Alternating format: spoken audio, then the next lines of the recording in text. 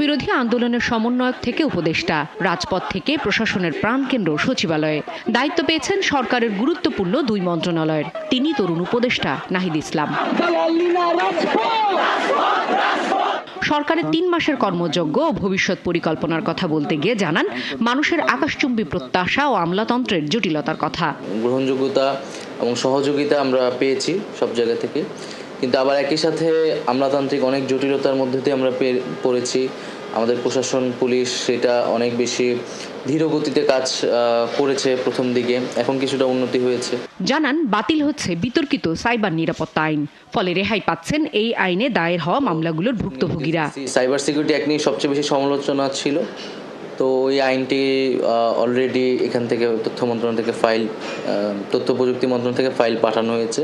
হয়তো অল্প কিছুদিনের মধ্যেই আইনটা রহিত হবে এবং সকল মামলা উইথড্র করা হবে। গণমাধ্যম সংস্কার কমিশন কাজ করছে। গণমাধ্যমের জন্য আইন যত কম করা যায় ততই ভালো, এমন উপলব্ধি এই তরুণ উপদেষ্টার। সংস্কার কমিশনটা এখনো কাজ শুরু করেনি, কিন্তু কমিশন হয়েছে, এটা হয়তো অল্প কিছুদিনের মধ্যে কাজ শুরু করবে। কমিশনের রিপোর্ট অনুযায়ী হয়তো আমরা সিদ্ধান্ত নেব।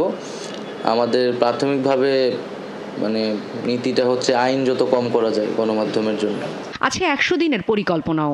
দ্রব্যমূল্য নিয়ন্ত্রণ, বিচার, আইন শৃঙ্খলা, জননিরাপত্তা নিয়ে মানুষের প্রত্যাশার চাপ আছে, চেষ্টা আছে সরকারেরও।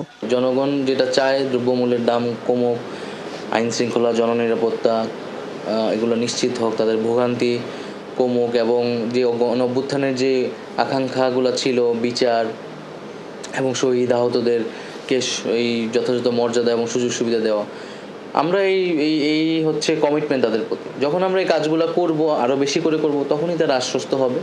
আবু সাইদ সহ গণ অভ্যুত্থানের শহীদদের কল্যাণে যা দরকার সবই করবে সরকার। আবু সাইদের পরিবার তারা একটা ফাউন্ডেশন করতে চাচ্ছে আবু সাইদের নামে, তাদের এলাকায় হচ্ছে সামাজিক উন্নয়নমূলক কাজ করার জন্য।